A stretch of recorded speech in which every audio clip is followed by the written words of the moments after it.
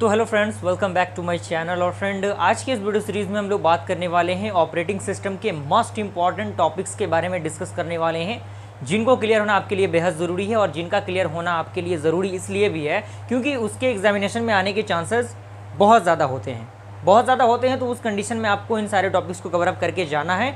YouTube पे बहुत सारे लेक्चर्स पड़े हुए हैं, आप उन वीडियोज़ को देखिए, बहुत अच्छे वीडियोस हैं। बेसिकली हम लोग स्टार्ट करते हैं। स्टार्ट करने से पहले हमने जो इंपॉर्टेंट क्वेश्चन का वीडियो सीरीज़ है ऑपरेटिंग सिस्टम का, बहुत पहले ही अपने चैनल पे अपलोड कर रखा है। तो ऑपरेटिंग सिस्टम का इंपॉर्टेंट क्वेश्चन का वीडियो सीरीज़ आप देख सकते हैं, प्लेलिस्ट का लिंक आपको डिस्क्रिप्शन बॉक्स में मिल जाएगा। और बहुत सारे स्टूडेंट्स ने उसको नोट्स को एक्सेस भी किया हुआ है, तो एक्सेस करने के लिए आपको टेलीग्राम ग्रुप का भी लिंक डिस्क्रिप्शन बॉक्स में मिल जाएगा।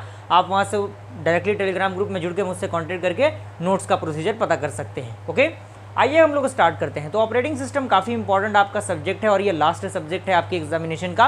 तो कोशिश ये करना है कि बेहतर से बेहतर परफॉर्मेंस आपको देना हो। ओके, सबसे पहले आपका जो टॉपिक है वो है आपका शेड्यूलिंग। जी हाँ दोस्तों, शेड्यूलिंग आपको पता होना चाहिए कि शेड्यूलिंग क्या होता है, लॉन्ग टर्म शेड्यूलर क्या होता है, शॉर्ट टर्म शेड्यूलर क्या होता है, मीडियम टर्म शेड्यूलर क्या होता है। और इसी से रिलेटेड जो आपका आता है, जिसमें सबसे पहले आपको देख लेना है FCFS शेड्यूलिंग क्या होता है, यानी first come first serve scheduling जो होता है वो क्या होता है, उसका न्यूमेरिकल आप किस तरह से सॉल्व करेंगे, क्या उसका प्रोसीजर रहेगा। और जो आपका अराइवल टाइम दिया रहता है, वेटिंग टाइम दिया रहता है, उसी के साथ साथ आपका जो कुछ प्रोसेस दिया रहता है P1 P2 इस तरह की चीज़ें। तो इस प्रकार का जो न्यूमेरिकल क्वेश्चन आता है उनको प्रैक्टिस करना आपका बेहद ज़रूरी है फ्रेंड। कुछ तैयार हो ना हो, न्यूमेरिकल क्वेश्चन आपको तैयार कर लेना है किसी भी हाल में, क्योंकि आपको अगर अच्छा स्कोर करना है न्यूमेरिकल क्वेश्चन आने के चांसेस बहुत ज़्यादा रहते हैं। तो फर्स्ट ऑफ ऑल आप FCFS को देख लीजिएगा। उसके बाद जो आपका आता है SJF देख लीजिएगा, यानी shortest job first. And third आपका आता है प्रायोरिटी शेड्यूलिंग को भी देख लीजिएगा। और इसमें आता है फोर्थ, वो आपका आता है राउंड रोबिन। जी हाँ दोस्तों, राउंड रोबिन शेड्यूलिंग, यानी ये चारों शेड्यूलिंग एक ऐसे इंपॉर्टेंट शेड्यूलिंग है जिनका आना एग्जामिनेशन में काफ़ी ज़्यादा ज़रूरी हो जाता है। और इस बार भी चांसेस है कि बहुत ज़्यादा एग्जामिनेशन में पूछ दे क्वेश्चन।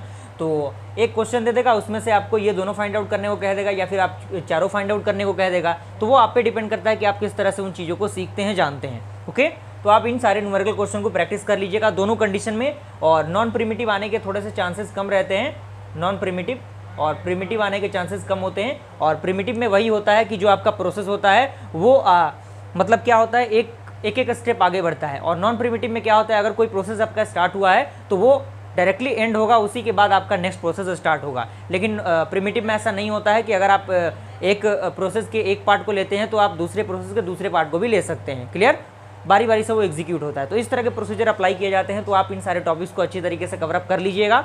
ये आपका हो गया। उसके बाद जो आपका इंपॉर्टेंट टॉपिक में आता है वो आता है फ्रेंड आपका डिस्ट्रीब्यूटेड ऑपरेटिंग सिस्टम। जी हाँ दोस्तों, डिस्ट्रीब्यूटेड ऑपरेटिंग सिस्टम ये काफ़ी इंपॉर्टेंट है। इसके पूरे कंडीशन को आप देख लीजिएगा।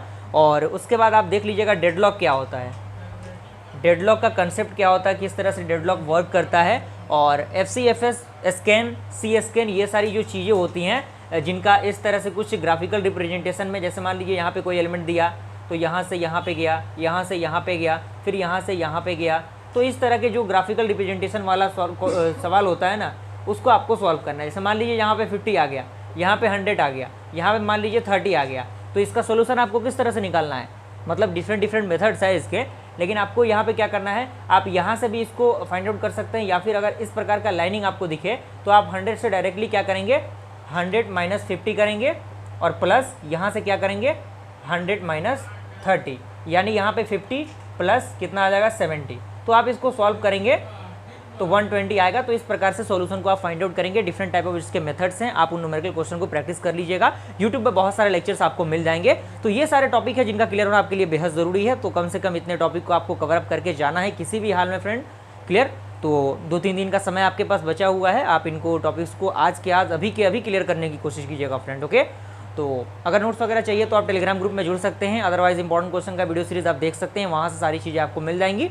ओके, और 5 सेमेस्टर का जो सिलेबस का एनालिसिस है वो मैंने दे दिया है। आप 5 सेमेस्टर के सिलेबस को देख सकते हैं और बने रहिएगा हमारे चैनल पे। हर एक अपडेट आपको दी जाएंगी और आपका आने वाला सेमेस्टर बेहतर से बेहतर साबित होगा अगर आप हमारे चैनल से बने रहते हैं। तो ओके, मिलते हैं ऐसे इंटरेस्टिंग वीडियो के साथ, तब तक के लिए थैंक यू।